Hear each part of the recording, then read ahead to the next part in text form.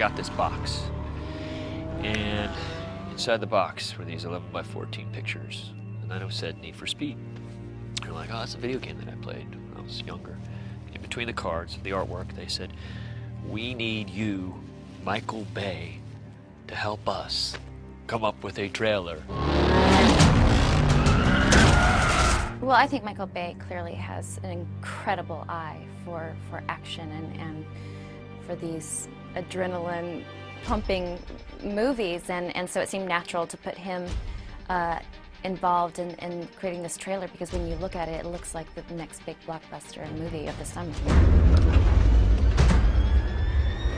Well, what Michael did for this was to really take some existing shots and propose how to make them a lot better.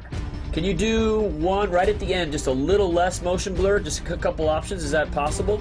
So like Michael likes to draw on the frame and really customize it, tell him, you know, how to shade things, how to angle things, where to add debris. What's interesting about games is they've taken the sound to such level, they've upped their music, they've upped the acting quotient on these games. And they actually had a pretty impressive collection of what they did for the game.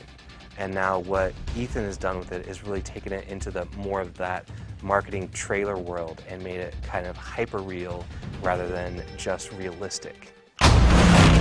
Stories about this guy, Jack, who is indebted to some bad guys, and he needs to race across country. So for Need for Speed, it's the first time that they travel across the country, all these different views. It's also the first time where you get out of the car. Well, you know what's interesting about gaming engines? They're getting more sophisticated. The lighting's getting better. I was very impressed with this Need for Speed crew. They have a very filmic look to their stuff. Very good at their direction of camera work and stuff like that, of how it would actually look and feel. Well, like I said, I think it looks very cinematic, but you really still get the just great adrenaline rush of playing a racing game.